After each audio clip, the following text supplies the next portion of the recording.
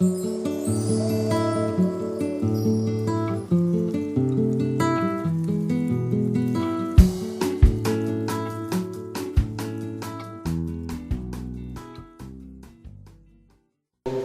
em Recife, né? Eu estou acompanhado, os irmãos já conheceram aqui a minha esposa, a minha filha, minha cunhada Abel, que esteve com a gente aqui, e ontem esteve conosco, a gente não apresentou, mas hoje está também conosco a minha cunhada Conceição, está lá atrás com o esposo dela. Eu vou pedir que eles fiquem de pé. Muito bem, ok, obrigado. E tem uma ovelha minha aqui, né?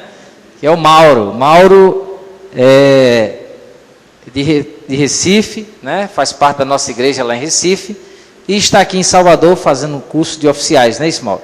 Queria que ele ficasse em pé para que a igreja possa identificá-lo. Muito bem. Ele está acompanhado de 2 colegas dele aí lá do curso. Podem ficar em pé mais uma vez. Muito bem, obrigado. Deus abençoe. O Mauro, né, é uma ovelha nossa lá, tem nos ajudado muito lá também. A esposa dele está prestes a ganhar neném, vai ser pai pela primeira vez. E nós oramos para que Deus esteja ali no controle daquela situação e abençoando a sua esposa Larissa. E também continue orientando, dirigindo o nosso irmão Mauro. Eu queria ler um texto da Bíblia, no livro de Jonas. Se você abrisse sua Bíblia no livro de Jonas, capítulo 1. Jonas, capítulo 1.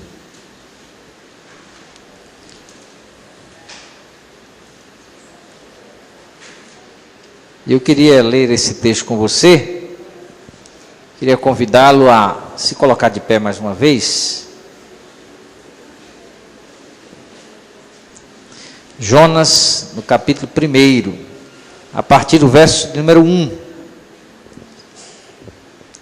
Diz assim: Veio a palavra do Senhor a Jonas, filho de Amitai, dizendo: Dispõe-te e vai à grande cidade de Nínive, e clama contra ela, porque a sua malícia subiu até mim. Jonas se dispôs, mas para fugir da presença do Senhor, para Tarsis. E tendo descido a Jope, achou um navio que ia para Tarsis. Pagou, pois, a sua passagem e embarcou nele, para ir com eles para Tarsis, para longe da presença do Senhor. Mas o Senhor lançou sobre o mar um forte vento, e fez-se no mar uma grande tempestade, e o navio estava a ponto de despedaçar. Então os marinheiros, cheios de medo, clamavam cada um ao seu Deus, e lançavam ao mar a carga que estava no navio, para o aliviarem do peso dela. Jonas, porém, havia descido ao porão, e se deitado e dormia profundamente. Chegou-se a ele o mestre do navio e lhe disse: Que se passa contigo? Agarrado no sono, levanta-te, invoca o teu Deus. Talvez assim, esse Deus se lembre de nós, para que não pereçamos. E diziam uns aos outros: Vinde, e lancemos sortes, para que saibamos por causa de quem nos sobreveio este mal. E lançaram sortes, e a sorte caiu sobre Jonas. Então lhe disseram: Declara-nos agora por causa de quem nos sobreveio este mal. Que ocupação é a tua? De onde vens? Qual é a tua terra? E de que povo és tu? Ele lhes respondeu: Sou hebreu e temo ao Senhor, o Deus do céu, que fez o mar e a terra. Então os homens ficaram possuídos de grande temor e lhe disseram: Que é isto que fizeste? Pois sabiam os homens que ele fugia da presença do Senhor, porque ele o havia declarado. Disseram-lhe: Que te faremos para que o mar se nos acalme? Porque o mar se ia tornando cada vez mais tempestuoso. Respondeu-lhes: Tomai-me e lançai-me no mar, e o mar se aquietará. Porque eu sei, por minha causa vos sobreveio esta grande tempestade. Entretanto, os homens remavam, esforçando-se por alcançar a terra, mas não podiam, porquanto o mar ia tornando-se cada vez mais tempestuoso contra eles. Então clamaram ao Senhor e disseram: Ah, Senhor, rogamos-te que não pereçamos por causa da vida deste homem, e não façais cair sobre nós este sangue, quanto a nós inocentes. Porque tu, Senhor, fizeste como te aprouve. E levantaram Jonas e o lançaram ao mar, e cessou o mar e a sua fúria.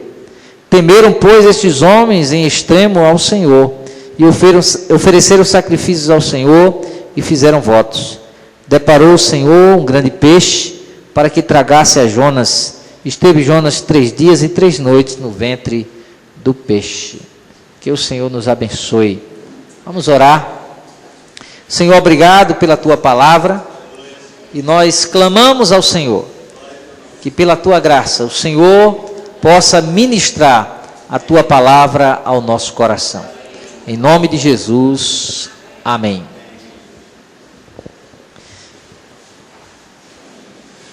Nós conhecemos bem essa história, a história de Jonas, né? Conhecemos bem os fatos que são narrados aqui. Aqueles que cresceram na igreja, por exemplo, não foi o meu caso, eu me converti já na adolescência, mas aqueles que cresceram na igreja e frequentaram o departamento infantil, certamente ouviram, pessoal mais antigo no flanelógrafo, em Diamantina, a história de Jonas, que a professora, enquanto contava, ia lá colando as figuras, né, e mostrando todo o episódio em torno dessa história de Jonas. E essa é uma história tão conhecida que mesmo as pessoas que não fazem parte da igreja conhecem. O homem que foi lançado no mar e foi engolido por um grande peixe, que alguns denominam de baleia. A Bíblia não diz que foi uma baleia, né? E diz que foi engolido por um grande peixe e ficou ali 3 noites, 3 dias e saiu vivo da barriga do peixe. E aí nós queremos conversar um pouco, na verdade, apenas pontuar algumas coisas acerca dessa primeira parte do livro de Jonas e tentar entender algumas coisas aqui e tirar algumas lições para a nossa vida a partir do texto do Senhor. Nós cremos, irmãos, que a palavra de Deus ela é viva e eficaz. Então, por mais que você já tenha lido essa história, essa palavra de Deus que é viva, sempre vai nos ensinar coisas novas. E aí, queridos, o texto é muito claro. O texto diz que Jonas era um profeta. O texto diz que Deus convocou esse profeta e enviou para que ele, determinou que ele fosse a Nínive pregar a palavra de Deus, porque o pecado daquela cidade tinha se tornado uma coisa absurda. E Deus estava a ponto de destruir aquela cidade. E Deus diz: olha, Jonas, vai a Nínive, anuncia ali a palavra, anuncia contra Nínive, porque a sua malícia chegou até mim. E o texto diz que Jonas, ao invés de ir a Nínive, ele se rebela contra a vontade do Senhor e ele decide fugir. E diz o texto que ele vai até Jope, compra ali uma passagem, entra no navio e embarca numa longa viagem para Tarsis. Mas diz o texto que Jonas, ao entrar naquele navio, ele não estava preocupado em ver a paisagem, ele não estava preocupado em saber qual era o cardápio da viagem. Jonas, quando entrou naquele barco, ele estava, eu imagino, um pouco depressivo, já sentindo o reflexo da sua desobediência. E diz o texto que ele desce para o porão e ali ele pega no sono, dorme profundamente. Ele está num sono tão profundo que o navio está para se despedaçar, está para afundar. Os marinheiros desesperados, ninguém consegue ter sossego naquele navio. E diz que Jonas dormia profundamente. Eu penso que alguns crentes hoje em dia são um pouco parecidos com Jonas nesse sentido. O mundo está para afundar e ele está dormindo profundamente. Parece que não tem a percepção do que está acontecendo à sua volta. E aí, de repente, se descobre que o problema daquele navio é Jonas. Se descobre que o problema do navio é Jonas. Aquela tempestade, aquele vento, aquela situação desesperadora tinha um motivo. Naquele navio tinha um homem que estava fugindo do Senhor, Criador dos céus e da terra. E os homens daquele navio não queriam lançar Jonas, mas Jonas foi o primeiro a dar a sugestão, falou: olha, vocês vão me pegar. A gente pode dizer que Jonas estava fugindo, que Jonas era tudo, mas que ele era corajoso, ele era. Ele disse: olha, vocês vão pegar e vão me jogar na água, me lança no mar. E você imagine que pular no mar, o pessoal de Salvador que mora perto da praia, que sabe, pular no mar é um negócio delicioso. Mas você está no meio do oceano, o mar violentíssimo, aquelas ondas enormes, aquela escuridão, vento, chuva, e você dizer: me joga no mar. Porque o vento vai parar, a tempestade vai parar, o problema de você vai ser resolvido. E eles resistiram aí num tempo, mas quando viram que não tinha jeito, pegaram Jonas e jogaram Jonas no mar. E diz a Bíblia que Deus conduziu até Jonas um grande peixe, e Jonas foi engolido. Nós, se estivéssemos assistindo essa cena, diríamos: acabou tudo. Foi engolido pelo peixe, acabou, vamos voltar para casa, o filme acabou. Mas a Bíblia diz que Jonas foi engolido pelo peixe e lá, conscientemente, ficou 3 dias e 3 noites no ventre do peixe. E o início do capítulo 3, o final do capítulo 2, diz assim: falou, pois, o Senhor ao peixe, e este vomitou a Jonas na terra. Deus o trouxe de volta. E aí, queridos, eu queria pensar um pouquinho sobre isso. Parece uma história infantil, parece uma história de criança, parece uma história, um prato cheio para um filme, para um tempo de conversas alegres, mas é um texto que pode nos trazer ensinamentos muito significativos. A primeira pergunta é: por que é que Deus chamou Jonas? Por que é que Deus mandou Jonas ir a Nínive? Deus sabia que Jonas ia fugir. Deus sabia que Jonas ia resistir. Deus sabia que Jonas ia desobedecer. Deus tinha outros profetas. Deus poderia convocar uma outra pessoa, um outro homem, que encarasse o desafio de outra maneira, que pudesse ir. Mas Deus simplesmente, Ele poderia fazer muitas coisas, mas Ele fez isso, Ele chamou Jonas. Ele convocou Jonas, mesmo sabendo que Jonas não ia cumprir a ordem. E eu imagino, irmãos, lendo a Bíblia, olhando o contexto geral da Bíblia e o livro de Jonas, que Deus chamou Jonas, mesmo ciente de que Jonas iria desobedecer, que Jonas tinha as barreiras profundas com relação àquela missão. Deus chamou Jonas porque Deus queria ensinar algumas coisas fundamentais para Jonas. Primeiro, Deus queria ensinar a Jonas algumas coisas sobre Deus mesmo. Jonas era um profeta, mas certamente existiam coisas sobre Deus que Jonas precisaria aprender, ou pelo menos ser levado a repensar sobre Deus.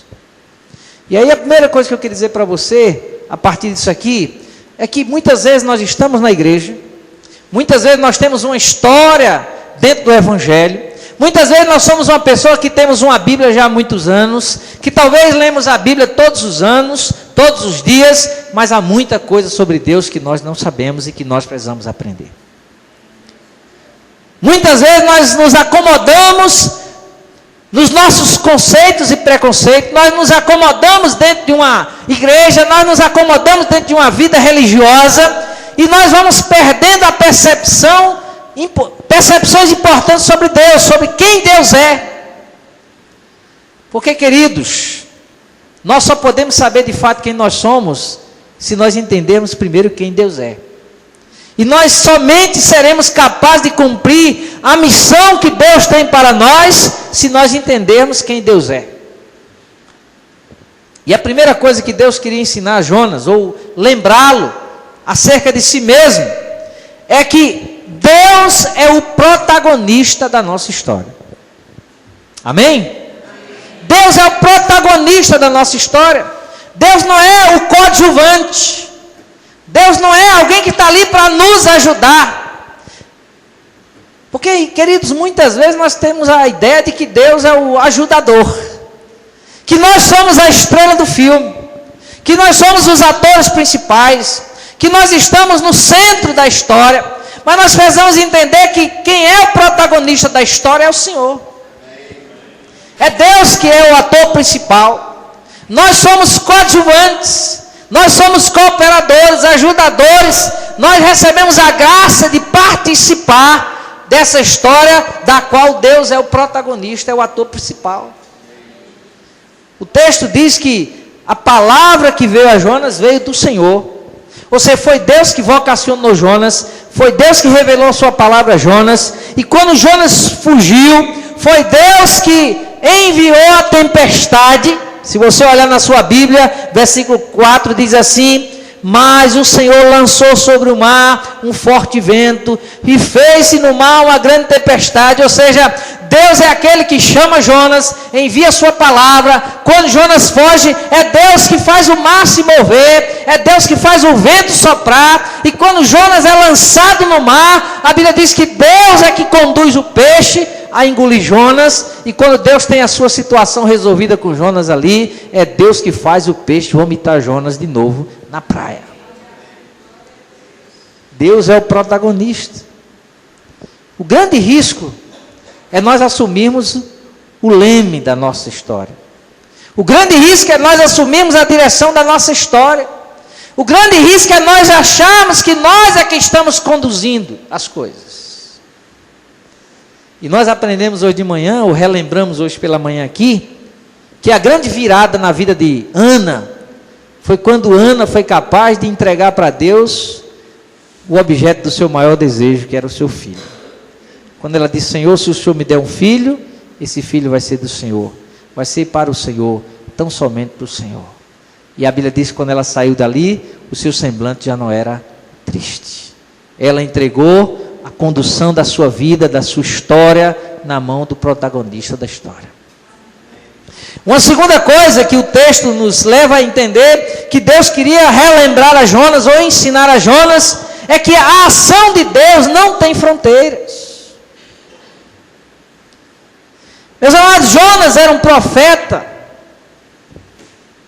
era um hebreu, fazia parte do povo escolhido de Deus. E ele tinha aquela ideia de que o povo escolhido era só o seu povo, e que Deus se revelava só ao seu povo, e que Deus agia graciosamente somente com o seu povo. E ele entendia que o chamado dele se restringia a esse povo. De repente Deus diz: olha, vai a Nínive. É uma outra nação, um outro povo. E prega ali a minha palavra. E Jonas olha para aquele povo.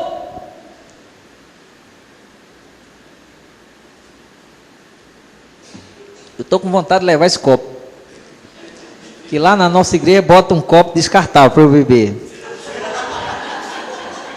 Fiquei assim apaixonado por esse copo.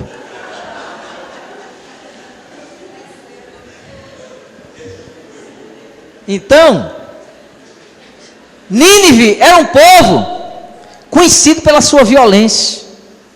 Era um povo que não tinha piedade dos seus inimigos. Então Jonas guardava no coração ressentimento contra aquela nação. O que Jonas imaginava para aquela nação era o fogo de Deus, era o juízo de Deus. E Jonas não entendia que ali estava um lugar para a sua ação profética. Mas quando Deus o chama e envia aquela nação, aquele povo, aquele lugar, Deus está querendo dizer a Jonas que a nossa ação como povo de Deus não se restringe a um lugar específico, porque Deus é um Deus que age em todo lugar. A ação de Deus não tem fronteiras. E esse é talvez um dos grandes problemas da igreja, é que às vezes nós nos restringimos a um espaço geográfico, da igreja local, estabelecemos as nossas fronteiras e nós passamos a nos restringir a agir somente ali. Passamos a viver a nossa vida cristã somente naquele espaço que nós delimitamos como nosso espaço de servir a Deus e perdemos a percepção que a ação de Deus não tem fronteiras. Deus é o mesmo Deus aqui, nos Estados Unidos, na Arábia Saudita, na África, na Ásia. Deus ao mesmo tempo que age aqui, age ali e acolá, até os confins da terra. E o mesmo Deus que age aqui na sua vida, é o Deus que tem autoridade para levantar você daqui e levar você para onde Ele quiser. Porque o agir de Deus não tem fronteiras. E o que Deus está dizendo a Jonas aqui, que nós não podemos nos prender a uma ação geográfica, a um local específico, mas precisamos estar disponíveis para ir aonde o vento de Deus soprar. Uma outra coisa que o texto nos mostra que Deus quer ensinar a Jonas, é que Deus não tem um plano B para nós. Deus não tem um plano B. Isso pode deixar você muito temeroso. Deus só tem um plano. E Jó disse, os planos de Deus não podem ser frustrados. Plano B, quem tem somos nós. Porque nós somos falhos, limitados. Os nossos planos podem ser errados, frustrados, podem dar em nada, mas os planos de Deus são imutáveis. Ninguém pode frustrar os planos de Deus. Então o plano de Deus para a minha vida e para a sua vida é um plano só. Nunca imagine que o plano de Deus na sua vida vai falhar e que Deus vai criar um outro plano, plano B para você. Olha, você não deu certo aqui, eu vou criar uma outra situação para ver se você funciona aqui. Não existe essa possibilidade. O plano de Deus é um só. E o plano de Deus para Jonas era que ele fosse a Nínive e proclamasse ali a verdade do Senhor para aquela nação. Esse era o plano de Deus. E se você ler o livro, você vai ver que foi exatamente o que aconteceu. Porque o plano de Deus para Jonas era aquele. Estava estabelecido, determinado, e esse plano de Deus se cumpriu. E o plano de Deus para esta igreja é um plano só. Não existe um plano B.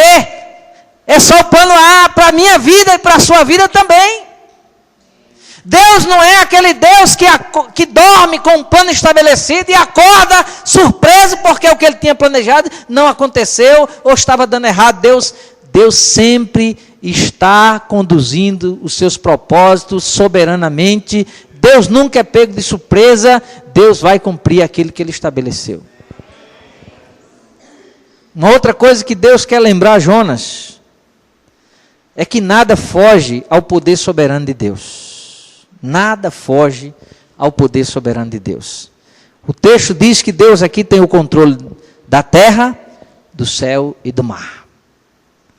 A Bíblia diz que Deus chama Jonas, Jonas foge, entra no navio e ele acha, agora eu estou livre, vou para Tarsis, vou construir uma nova história, uma nova vida, mas a Bíblia diz que Deus interrompe essa fuga de Jonas. E Deus faz o mar balançar, porque Deus é o Senhor de todas as coisas. Deus faz o vento soprar, porque Deus tem o controle do vento. E Deus traz Jonas de volta para a terra, porque Deus também tem o controle sobre todas as coisas na terra. Então o que Deus queria dizer para Jonas é que Jonas tinha as suas ideias, os seus interesses, os seus planos.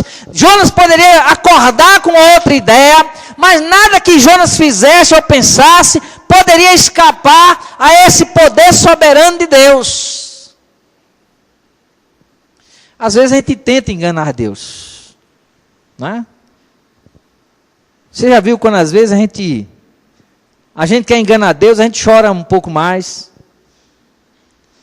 a gente canta mais hinos, está tudo dando errado, e aí começa a cantar um hino para ver se convence Deus de que Ele fazer alguma coisa, a gente faz promessa, é um ledo engano fazer isso. A melhor maneira de você levar Deus a fazer alguma coisa na sua vida é você ser honesto e sincero com Ele. Porque o soberano Deus nunca se deixa enganar. Ele tem a percepção clara, exata, do que você pensa e sente, e jamais você vai conseguir enganá-lo. Por isso Deus está querendo mostrar a Jonas que o Deus que o chamou, que o convocou, que o enviou, por mais que Nínive parecesse uma cidade idólatra, pecadora, miserável, violenta, estivesse sob o controle de homens ímpios, o controle continuava nas mãos de Deus.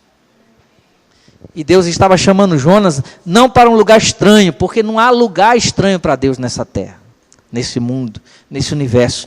Todos os lugares desse universo são muito conhecidos por Deus. Uma outra coisa que eu creio que Deus queria ensinar a Jonas é que Deus é quem tem a última palavra sobre nós. Falamos sobre isso de manhã. Quando Jonas caiu naquele mar, os marinheiros disseram: olha, que coisa triste, a história desse homem acabou de uma maneira muito triste. Morreu na desobediência, afogou-se. Mas diz o texto que ele desce naquela água, o grande peixe o engole, e aí Jonas imaginou o seguinte: é o meu fim. Mas de repente ele consegue se perceber ainda vivo, pensando, sentindo dentro da barriga do peixe. Eu não tenho a menor ideia do que significa isso, como é que Jonas se sentiu, porque isso foge a todas as nossas percepções, mas o fato é que Deus fez com que isso acontecesse pelo seu poder soberano. E a Bíblia diz que Jonas se despertou dentro da barriga do peixe, vivo, consciente, capaz de orar, de conversar com Deus ali. Ou seja, quando Jonas caiu no mar, quando o peixe engoliu Jonas, parecia que tudo tinha acabado, mas Deus é quem tem a última palavra. Né? E talvez na sua vida seja assim, em algum momento você achou que tudo tinha acabado, que tudo tinha terminado, que tudo tinha chegado ao seu fim, mas Deus mostrou para você, ou talvez esteja mostrando para você, que quem tem a última palavra é Ele. Então Deus chamou Jonas, porque Deus queria ensinar a Jonas algumas coisas sobre Deus, e nós precisamos entender que Deus também quer nos ensinar essas coisas. Uma outra coisa que eu imagino que Deus chamou Jonas foi para Jonas aprender algo sobre ele mesmo. Jonas, talvez você pense que você se conhece, talvez você pense que você tem clareza sobre quem você é, mas talvez seja a hora de Deus chamar você no canto e falar: olha, você não é quem você pensa, você não é assim como você imagina. Eu quero dizer quem você é, porque quem criou você, quem estabeleceu você nesse mundo fui eu, e quem determinou quem você é fui eu. E Deus queria lembrar a Jonas uma coisa, que Jonas era um profeta. Parece óbvio. Você pode dizer: não, Jonas sabia que ele era um profeta. Parece óbvio também você estar sentado aí, com a Bíblia na mão, e eu olhar para você e falar: ali está um crente. Ali está uma crente. É óbvio. Mas entre a ideia de que eu sou crente, eu sou evangélico, eu sou profeta, entre essa ideia e aquilo que de fato nós somos, às vezes há uma distância muito grande. E Jonas precisava ser lembrado por Deus de uma coisa: ele era profeta. Mas profeta, para Deus, é mais do que um título. Como nós gostamos de título, né? Quem é o irmão? Eu sou presbítero da igreja congregacional, né? Eu sou diácono, eu sou o reverendo, né? Eu sou o pastor, eu sou isso, eu sou aquilo. Nós adoramos os títulos. Parece que o título confere a importância que nós não temos, ou a importância que nós almejamos ter. E talvez Jonas estivesse plenamente consciente de que ele era profeta, e ele pensasse simplesmente no título de profeta. Mas Deus queria mostrar a ele que o título de profeta, o fato de ser profeta, tinha algumas implicações. Uma delas era a seguinte: ser profeta não é uma escolha que nós fazemos, mas é uma vocação que nós recebemos. Ser profeta não é uma escolha que nós fazemos, mas é uma vocação que nós recebemos. E eu quero dizer para você hoje que ser servo do Senhor não é uma escolha que nós fazemos, mas é uma decisão soberana de Deus. Não foi você que escolheu a Deus, foi Deus que escolheu você. Não foi você que aceitou Jesus, foi Jesus que te aceitou. E nós precisamos entender isso, que não é uma escolha que nós fazemos, mas é uma vocação que nós recebemos. Deus estabeleceu você na igreja dele. Deus estabeleceu você com a missão dele, porque Deus tem um propósito na sua vida. E Deus queria que Jonas entendesse que ele era profeta, não porque ele escolheu ser profeta, não porque o pai e a mãe sonhou que ele seria profeta, mas ele era profeta porque Deus assim o estabeleceu. Deus queria que ele entendesse que ser profeta, né, é alguém que cumpre ou que corre a carreira que lhe está proposta. Lembra o que diz Hebreus capítulo 12? Corramos com perseverança a carreira, o quê? Pastor Elvis, o senhor permite que a igreja fale? Então, assim, corramos com perseverança a carreira que nos está proposta. Proposta. Lá na igreja eu já liberei os irmãos para falar.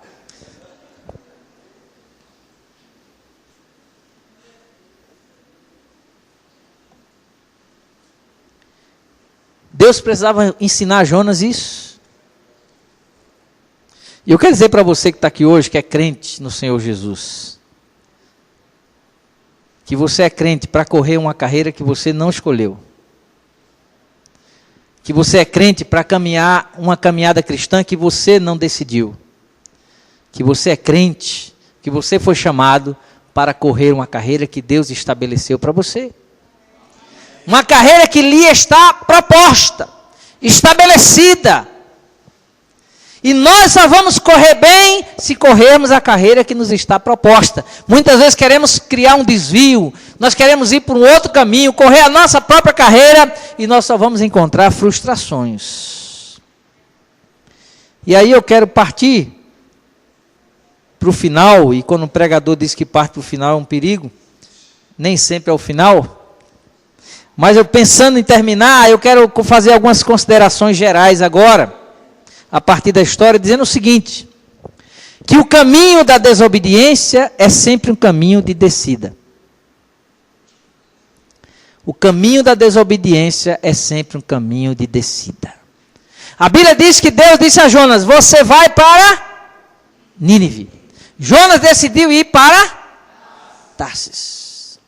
Jonas desobedeceu a Deus, e os estudiosos da Bíblia, os comentaristas da Bíblia, eles percebem aqui que Jonas começou um caminho de descida. Ele desceu para Jope, ele desceu para o navio, do navio ele desceu para o porão do navio, depois desceu para o fundo do mar, para as águas do mar, e depois desceu mais ainda, lá para a barriga do peixe. Ou seja, a descida, a desobediência sempre nos leva a um caminho de descida. Talvez você possa até imaginar que você está subindo. Mas a subida sem Deus é sempre uma descida. Talvez você imagine que está tudo seguro, tudo caminhando, como você planejou, você está velejando em águas tranquilas, mas longe de Deus, nós sempre estamos descendo. Nós sempre estamos descendo. E Jonas, na sua desobediência, ele começou a descer. E eu quero dizer para você nesta noite, que se você está em desobediência a Deus, se você é uma pessoa desobediente ao Senhor, que rejeitou a vocação de Deus na sua vida, que renunciou, tomou a decisão de não obedecer ao Senhor, que decidiu traçar o seu próprio caminho, você está num caminho de descida. Está num caminho de descida. Talvez aquela história que nos ajude a lembrar disso um pouco é a história do filho pródigo, que decide sair da sua casa para ganhar o mundo, conquistar o mundo, e a gente percebe que ele faz um caminho de descida. As coisas vão descendo na vida dele, piorando, piorando, até um ponto que ele se encontra no fundo do poço. Uma segunda coisa é que o fundo do poço, já ouviu falar no fundo do poço? Todos nós já falamos do fundo do poço. Fulano está no fundo do poço. Ou então você já disse sobre você, eu estou no fundo do poço. Eu já recebi gente no meu gabinete pastoral que diz assim, pastor, eu fui parar no fundo do poço. Fundo do poço é aquele lugar que você chega e não tem mais para onde descer. É o fim da linha. É o fim da linha. E eu diria que Jonas chegou no fim da linha. Mas eu quero dizer para você que crê na palavra de Deus, que crê em Deus, que o fundo do poço pode ser um lugar de duas coisas. Primeiro, de rompimento. De rompimento. Quando Deus levou Jonas para o fundo do poço, ali no fundo do poço, naquele lugar, onde parecia não ter mais saída para ele, nenhuma esperança, Jonas rompeu com o seu orgulho. Jonas teve que romper com a sua autossuficiência. Jonas teve que romper com seus próprios planos e projetos. Jonas teve que romper com os seus preconceitos. Querido, muitas vezes Deus nos leva para o fundo do poço, Deus nos leva para um local sem saída, para que nós aprendamos a romper com algumas coisas. É como se Deus estivesse dizendo, não dá para seguir em frente, carregando todas essas coisas com você. Para seguir em frente comigo, você vai ter que fazer alguns rompimentos. E eu quero dizer para você que você pode dizer que ama Deus, você pode dizer que gosta de Deus, que gosta da Bíblia, que você é uma pessoa boa, mas eu estou dizendo a você o seguinte, se você não romper com determinadas coisas na sua vida, você não vai conseguir caminhar com Deus. E Deus levou Jonas para aquele lugar, para que ali houvesse o rompimento. Se você ler o capítulo 2, você vai ver a oração de Jonas, que é uma oração de rompimento. Então o fundo do poço é um lugar primeiro de rompimento, mas também é um lugar de reencontro. É um lugar de reencontro. Ali no fundo do poço, Jonas reencontrou a sua pequenez. Jonas reencontrou a sua pequenez. Alguém talvez tenha feito Jonas pensar, você é profeta, e Jonas achou que ele era grande. Um dia eu vi, tem muitos anos, eu vi no carro de um crente, um adesivo que dizia assim, ser crente é luxo. Eu procurei uma pedra para quebrar aquele vidro, mas não achei. Porque eu achei aquilo ali um absurdo, uma heresia. Uma falta de percepção de quem nós somos. E ali, Deus levou Jonas ali para ele entender a sua pequenez. Para ele reencontrar a sua humildade. Para ele reencontrar a sua dependência de Deus, para ele reencontrar a vontade de Deus. Muitas vezes Deus nos leva a determinados lugares, para que haja primeiro um rompimento e também haja um reencontro. Porque quando nós nos reencontramos, nós reencontramos a nossa pequenez, a nossa dependência de Deus, a nossa humildade, nós estamos preparados para caminhar com Deus. É por isso que João Batista disse, importa que eu cresça, e que importa que eu diminua e que ele cresça. João Batista tinha uma percepção clara da sua pequenez. Ele disse, olha, eu não sou, vocês estão achando que eu sou o Messias. Olhe, eu fico imaginando se alguém chegasse para mim e falou, o Senhor é o Messias. Eu falei, quem sabe, né? A gente tem esse negócio, a mania de grandeza, é capaz de ser, vamos olhar as profecias de repente. Mas João diz assim, eu não sou o Messias. Eu não sou digno nem de desatar a sandália do Messias. Importa que ele cresça e que eu diminua. A grandeza do homem de Deus, da mulher de Deus, está em ter essa percepção de quem é alguma coisa é Deus. Quem confere alguma qualidade a nós é o Deus Todo-Poderoso. Porque nós em nós mesmos nada somos. Uma outra coisa que o texto nos mostra aqui é que é sempre possível recomeçar. Se você olhar na sua Bíblia aí, capítulo 3, Jonas 3, a partir do verso 1 diz assim, vou ler o verso 10 do capítulo 2. Falou, pois, o Senhor peixe, e este vomitou Jonas na terra. Ou seja, Jonas achou que estava tudo acabado. Deus o trouxe de volta. E o versículo 3 começa assim, veio a palavra do Senhor segunda vez a Jonas, dizendo, dispõe-te, vai à grande cidade de Nínive, e proclama contra ela a mensagem que eu te digo. O que é que diz o texto? Levantou-se, pois, Jonas e foi a Nínive. Jonas aqui estava recomeçando. Deus trouxe Jonas de volta para o ponto onde ele tinha parado, para ele recomeçar. E eu quero dizer para você nesta noite que é sempre possível recomeçar. Não é você que tem o poder de fazer o recomeço, Não é você que tem autoridade para recomeçar, mas Deus tem o poder de reescrever, de trazer de volta, de consertar as veredas tortuosas e permitir um recomeço com Ele. Com Ele. E aí eu quero encerrar dizendo o seguinte: contrariando todas as circunstâncias e possibilidades, desista de Tarsis e vá para Nínive. Desista de Tarsis. Talvez você seja como Jonas, que decidiu ir para Tarsis, quando Deus queria que você fosse para Nínive. Tarsis parece o melhor lugar para você. Tarsis parece o lugar mais seguro. Tarsis parece o lugar melhor construído. Tarsis parece o lugar onde você vai poder construir uma vida melhor. Mas Deus disse: eu quero que você vá para Nínive. E a melhor coisa é caminhar na direção que Deus aponta. Se você está atrás de segurança, caminhe na direção que Deus aponta. Se você está atrás do melhor lugar, vá na direção que Deus aponta. Então desista de Tarsis. Não vá para Tarsis. Vá para Nínive. Porque é para lá que Deus aponta. Que o Senhor nos abençoe.